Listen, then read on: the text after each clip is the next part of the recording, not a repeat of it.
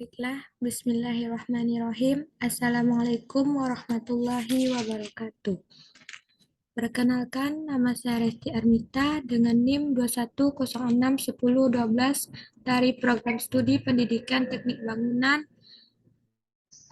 jurusan Teknik Sipil, Fakultas Teknik Universitas Negeri Padang. Yang terhormat, Dr. Hanif Al-Qadri, SPD MPD selaku Guru Pengampu mata kuliah Administrasi dan Supervisi Pendidikan. Baiklah, saya akan mempresentasikan dari video analisis saya dengan materi administrasi keuangan.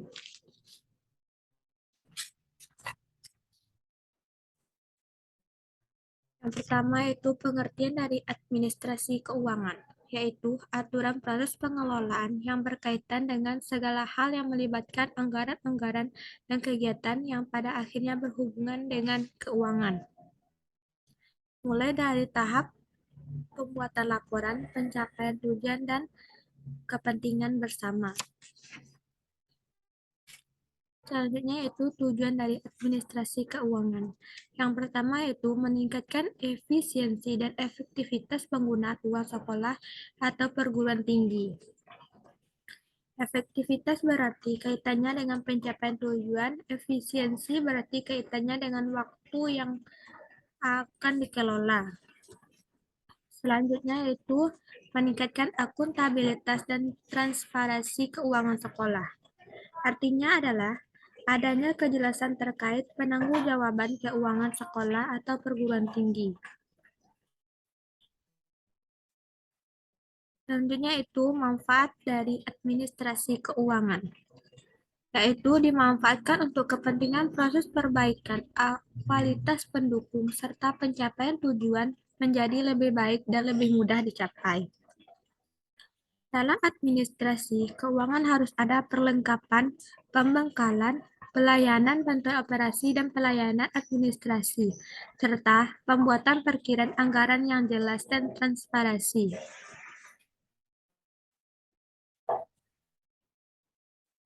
Yang selanjutnya yaitu proses administrasi keuangan. Yang pertama itu tahap perencanaan. Perencanaan dilakukan di awal tahun ajaran dan menyusun RAPBS. Atau itu merupakan singkatan dari Rencana Anggaran Pendapatan dan Belanja Sekolah, dan RAPBS memuat segala hal tentang program dan kegiatan yang dilakukan sekolah selama 1 tahun ke depan. Menurut Sutisna menyatakan bahwa RAPBS dapat ditempuh dengan beberapa langkah. Yang pertama yaitu menetapkan tujuan. Dalam menetapkan tujuan, dalam bentuk perumusan yaitu suatu keharusan dalam menyusun anggaran yang efektif. Tahap yang kedua yaitu penjabaran tujuan. Maksudnya yaitu dalam bentuk program-program yang jelas. Jadi tidak hanya dapat diakumulasi dari suatu yang besar kalau tidak diturunkan dalam bentuk program yang jelas atau transparansi. Tahap yang kedua yaitu penggunaan atau pelaksanaan. Dalam hal ini, terkait dengan penggunaan hal ini dilakukan pertanggungjawaban akan terjadi dan kita bisa mengantisipasi terjadinya penyelewengan keuangan anggaran sekolah atau perguruan tinggi.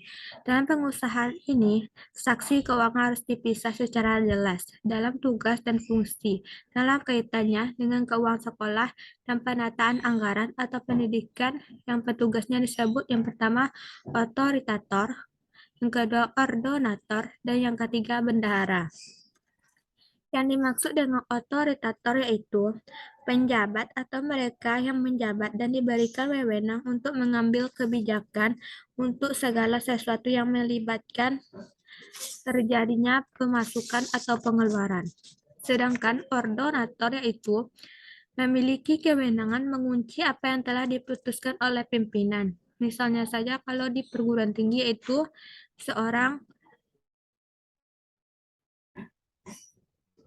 pemimpin di perguruan tinggi tersebut. Yang ketiga yaitu bendahara. Maksud dari bendahara adalah yang melakukan penerimaan dan pengeluaran uang atau surat-surat berharga atas dasar pertimbangan. Pertanggungjawaban di pihak sekolah dapat dilakukan dengan membuat SPJ per 3 tahun sekali, dan komite memiliki peran untuk mengantisipasi penyelewengan keuangan di sekolah atau perguruan tinggi.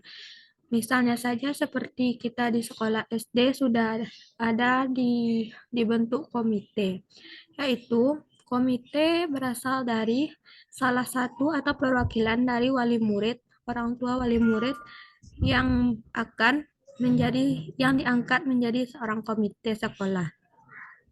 Selanjutnya itu proses pengawasan di sekolah atau perguruan tinggi, yaitu kegiatan yang bertujuan untuk mengantisipasi penyalahgunaan wewenang terhadap keuangan atau anggaran sekolah. Pengawasan fungsional yaitu pengawasan yang dilakukan oleh Badan Pengawasan Keuangan dan Pembangunan serta Inspektorat Jenderal, Depdiknas, dan BPK atau Badan Penyelidik Keuangan.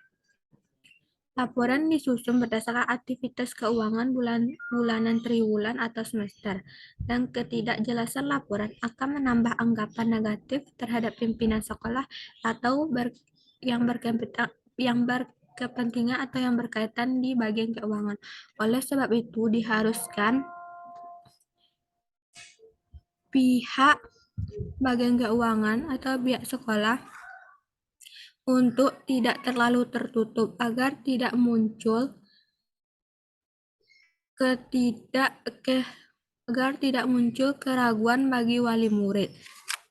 Baiklah, itulah hasil presentasi video analisis saya.